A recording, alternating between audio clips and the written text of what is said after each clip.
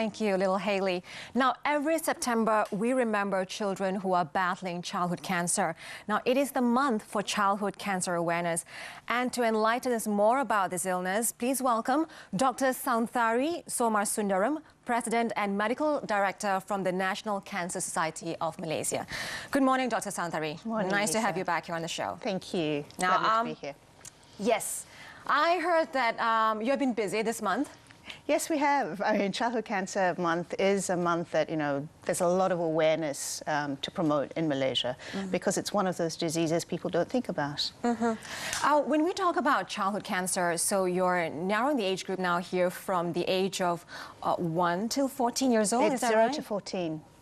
Zero. 0 to 14 years old. So as soon as you're born till you're 14 years old is considered to be childhood cancer. Okay. Now, how invasive, how common is this illness among the children here in Malaysia?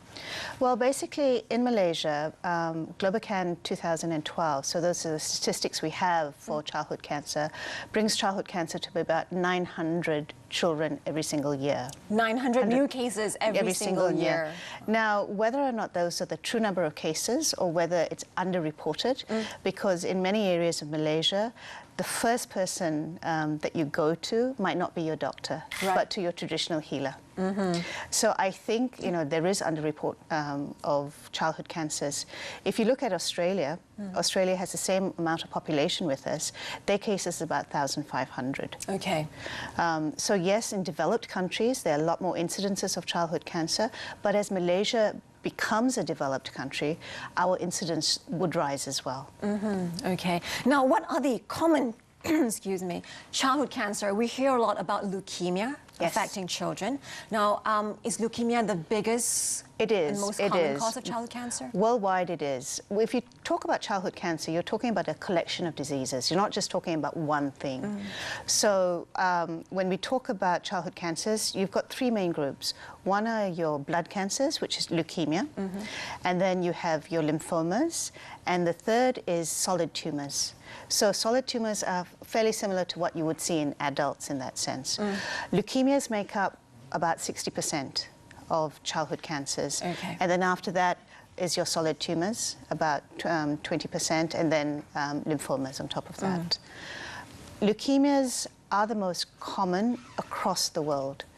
And in terms of survivorship, leukemia also has the best survivorship, which is over 80%. Right.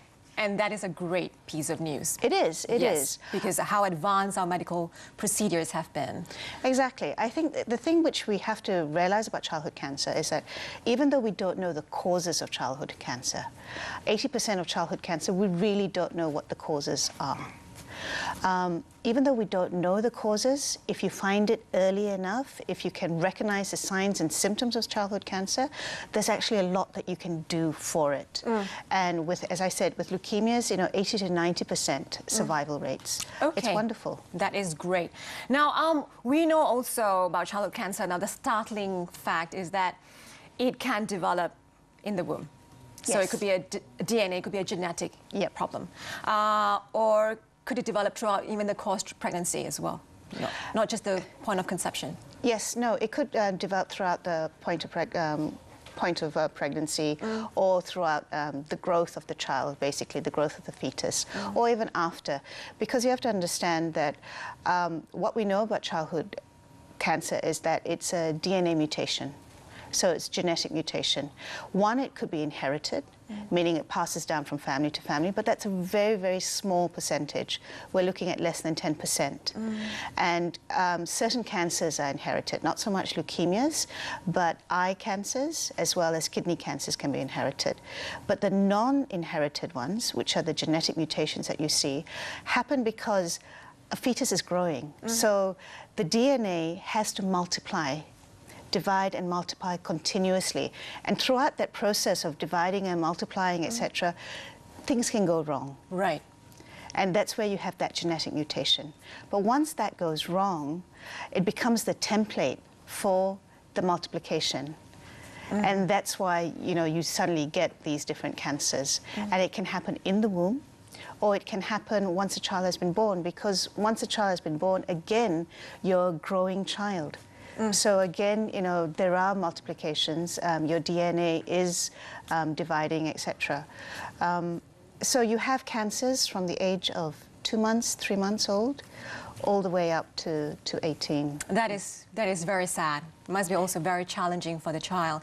Now, you're saying that, you know, we need to nab the case or the cancer early because early detection helps survivor. So how would you know? I mean, for parents who, you know, may think that some of the cancer genes may run in the family and, you know, when they have a child, they obviously would be concerned. Yep. Can they, like, run several different tests on the child? Or is that, you know, something that, unfortunately, medical science is not so advanced enough for us to be able to do Exactly. so? There are no tests that we can do to map to see whether the child has a genetic risk for childhood cancer. Okay. There are no tests that we can do to a well, healthy child to see whether they have cancer or not. There are no tests anyway which are non-invasive in that sense. Because you can imagine the trauma of trying to test a child as well is huge. So the only way that we can look for cancer is that once the cancer has occurred, is to find it early enough. Now, and that's a challenge in its sense, because the symptoms of childhood cancer could be innocuous. They could be simple things that you tag on to other diseases. The most common symptom of childhood cancer is tiredness. And any child who's been running around, comes home tired, the parent's going to say, oh, you know, you haven't slept enough. You know, you've been playing on your computer too much, or your handphone too much, or, you know, playing computer games, etc. Or you've just been too active in sport. Right. The second thing is bruising. Bruising because, especially for leukemias, is that you have a tendency to bruise. You have bleeding tendencies. So bruising, again, is something which is so common in childhood that you wouldn't think that it's got anything to do with childhood cancer. And the whole idea of, you know, a child having cancer, it's so abhorrent, nobody wants to think about it in the first place. Right. So it is really educating people to realize that, yes, in the States, it's the #1 killer in childhood. In childhood.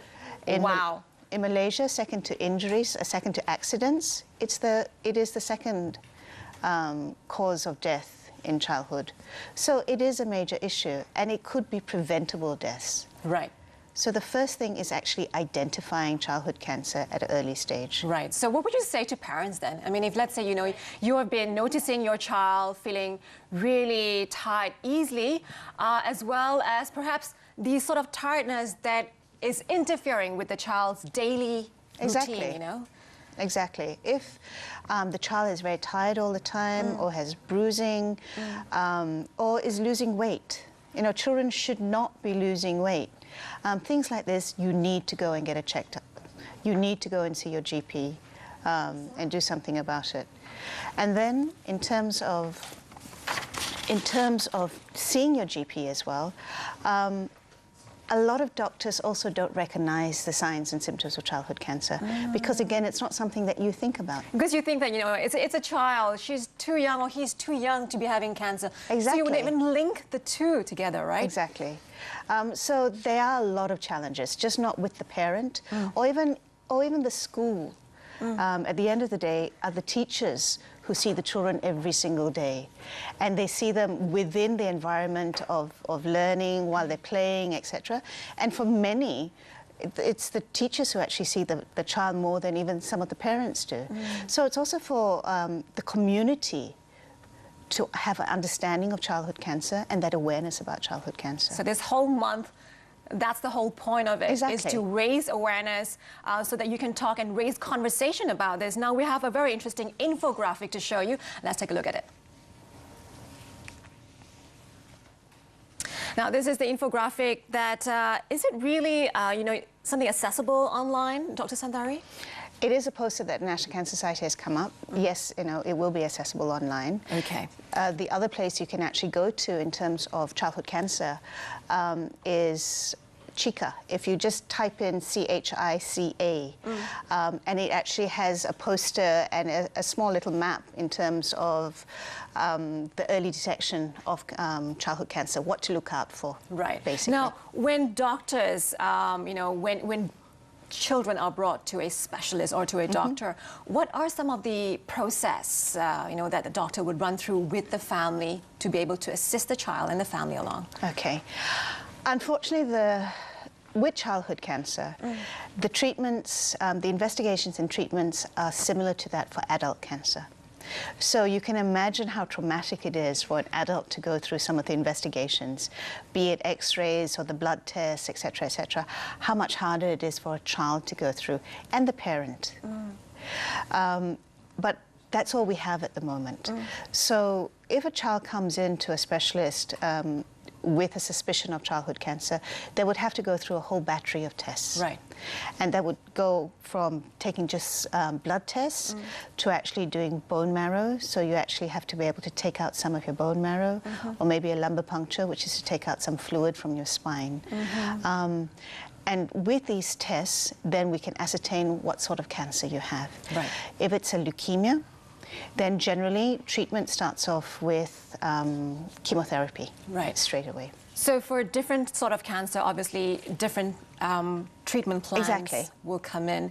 Now, for parents, you know, just looking at your patients and their family, what is the challenge here for each family? I mean, if your child is afflicted with childhood cancer, what would you tell the parent, you know, what kind of duration that a child and the family would have to put things back, hold their life back so that they can battle this disease and fight it? Yep. I think the most important thing with parents, especially with childhood cancer, is communication. Is really going through each step with the parent and the child as well, depending on the age of the child. For parents, it is very, very traumatic because you're putting your child through a battery of tests, and you're putting your child through treatment that might see your child get worse before getting better. And a lot of parents balk at that. And a lot of parents say, no, I can't do that to my child. You know, how can I see my child suffer? So communication is important to make sure that the parent realizes that, yes, things can get rough for the child, but it's a prelude to it getting better in the long run. And children are so much more resilient than you think they are. I mean, I've worked in pediatric oncology, and you see a child who is sitting there crying and upset and miserable one day, and the next day they're running around the ward happy as anything. So children bounce back a lot faster than adults do. And the emotional aspect of it as well is short term. Because children, again, they live for the moment. You know, yes, they do have the baggage. Yes, you know, if you've been prodded enough times, you get scared. But if you have play therapists there as well, you have counselors there, you can get through it fairly well. And I think that's very, very important to realize. Yes, I think that those words offer tremendous amount of hope to parents and families who are battling childhood cancer. So you will go through worse before you see the hopes and the child getting better, and that's the cycle. Now, how do you inform a child and educate a child about his or her condition with childhood cancer? And I think one of the great things that the association has done is coming out with these books that are fabulous, that are printed in several languages. Yes, we try. That help children understand their condition, and they are, you know, they are published with lovely images that are really attractive to children. And language that's easy to understand for kids. Exactly. This book, Chemofant, actually was written by a 16-year-old. Oh, wow. And it was illustrated by Yusuf Gadja. And it's Malaysianized in the sense of this elephant who's walking around in your bloodstream and stomping on all the bad cells. But because, you know, its feet are so big, it stomps on good cells as well. And so it's trying to explain the side effects of chemotherapy, that your hair will fall out, that sometimes you'll feel miserable, etc., etc. But the end of it, you know, once they stop stomping, everything goes back to normal. The second book, the What Book of Cancer, is really for older kids, so that we can actually explain it to them. They can read it and learn more about it. And we also have Teen Talk, which is for teenagers. Because at different ages, you go through different emotional and psychological impact. And empowerment is so important for the child. Yes. We try to protect our children too much, I think. So we think sometimes because they are so young, if let's say they happen to be 4 or even 3 years old, they might not be able to understand their condition. In fact, we just never know how much they understand. Exactly. Exactly that. I think children need, we need to be confident that our children can cope. And children will feel bad because it's reflected on the parent. Yes, if you're worrying constantly, then the child will obviously be worrying similarly, yes. So you need to understand that, you know, whatever is reflected on your face, in your demeanor, the child will pick up. Yes. So even if you don't have that verbal communication, that physical communication is there. So you really need to be able to address that with the child. It's to say that, yes, you know, Mummy, Daddy is sad at the moment, but we're sad because you're sick, but we'll be happy once you get better.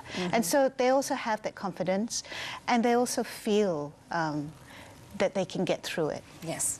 Thank you so much, Dr. Sandari, for stopping by and telling us so much about childhood cancer. We picked up a lot of good information, and we hope that, you know, if let's say you're going through this very tough period, or if you know someone who is going through it, a neighbor, a friend, or a relative, I think it's important for us to equip ourselves with the knowledge so that we're able to assist them through this very tough and traumatic time. Thank you. Thank you. We're going to take a quick break, and when we come back, we'll talk about the values of our founding father in relation to September 16, Malaysia Day.